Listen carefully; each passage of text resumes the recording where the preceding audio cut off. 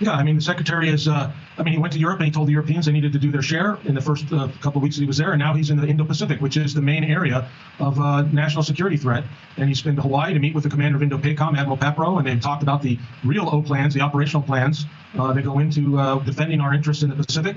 He's been to Guam, and he's now just arrived in the Philippines. And there's reporting that there's going to be an announcement that the U.S. will install another second battery of the Typhoon missile system, which is a combination of the TLAM and the SM-6 missiles together in a launcher that basically gives us a surface-to-surface missile attack capability out to 1,500 miles and a surface-to-air capability of 600 miles or so. And this is a system that's very critical for our allies' defense in the Philippines. And so what we're seeing is him leading that and coming out on the front end of that to extend President Trump's actions that he did in the first administration when they first put the Theater High Area of Defense missile system in Korea to defend against the PRC's missiles that could attack South Korea and Japan. So President Trump is consistent over the two terms that he wants to increase America's defensive posture in the Indo-Pacific and the Far East. And Pete Hegseth is out there and he's leading the charge. And oh, by the way, as he was doing that, they're leading strikes into the Houthis. There's now reporting in the last 24 hours that there's over a dozen tankers and transport planes that have arrived into Diego Garcia, along with at least 5 to 7 B-2 stealth bombers.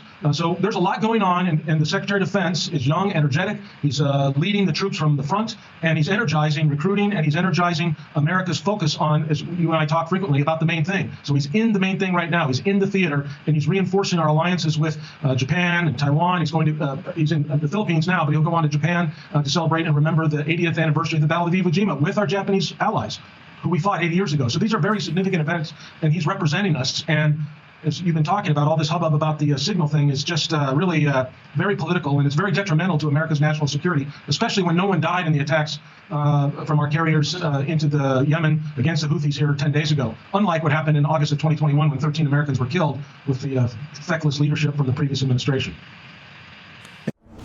Sign up for free and be part of the movement. This is just an app. It isn't just a social media platform. It's a community. Download Get It right now.